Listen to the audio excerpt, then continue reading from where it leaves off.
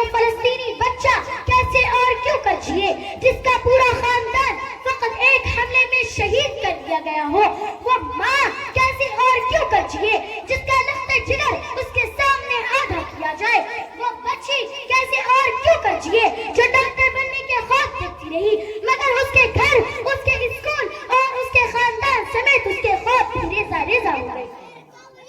کہتے ہیں کاغذ کی بناتا تھا کشتیاں، ہاتھوں سے اپنے پار لگاتا تھا کشتیاں، بچہ ملا ہے آج وہ ساحل پہ موت کے، کل جاپانیوں میں بہاتا تھا کشتیاں۔ یہ چھوڑے میں کس کس کا بیان کروں گی اور کس کس گھر کا دکھ سناؤں گی، یہاں تو سب بکھرا پڑا ہے۔ بچے یہ لکھتے ہوئے چلے جاتے ہیں کہ کہاں ہے وہ جن کا سبق ہمیں کتابوں میں پڑھایا جاتا تھا، کہاں ہے وہ مسلمان جو ایک 10 پر حاوی تھا، کہاں ہے ہوری، کہاں ہے فاتح؟ کیا اب کوئی غزنوی نہیں آئے گا؟ بیت المقدس کی دیواریں پکار رہی ہیں کہ دیکھو مجھے بچانے کا کوئی ایوبی نہیں آ رہا۔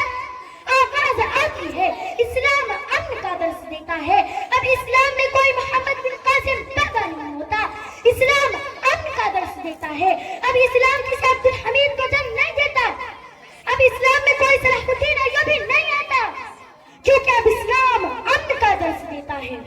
اب اسلام میں کوئی طارق بن زیاد ساحل پر کشتیاں نہیں چلاتا، سلطان الممالک پر ایسا بھی وقت آنا تھا کہ غیرت کا جنازہ اٹھ چکا ہے، اب کوئی پکارا صلاح الدین ایوبی کو کہ ایوبی اٹھ قبر سے، ہاں دیکھ اپنی مسجد اقصی کا، کہ ایوبی اٹھ قبر سے، اسلام کی بیٹیاں پکار رہی ہیں، تلواریں بیچ کر مسلح خرید لیے تم نے، کہ تلواریں بیچ کر مسلح خرید لیے تم نے، بیٹیاں لٹتی رہی اور تم دعائیں کرتی رہی۔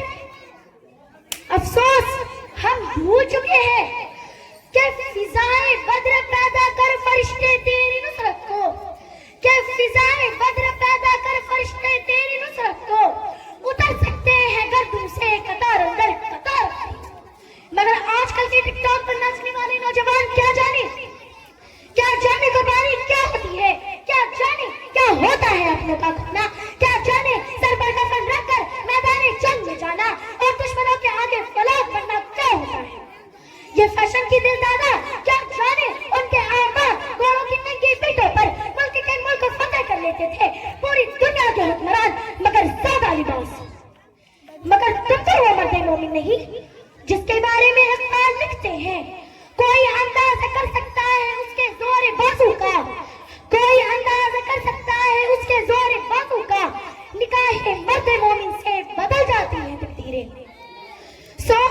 میرا آپ سے سوال ہے کیا آپ نے آج تک فلسطینیوں کے لیے نعرے لگانے اور اظہار افسوس کرنے کے علاوہ کیا کیا ہے؟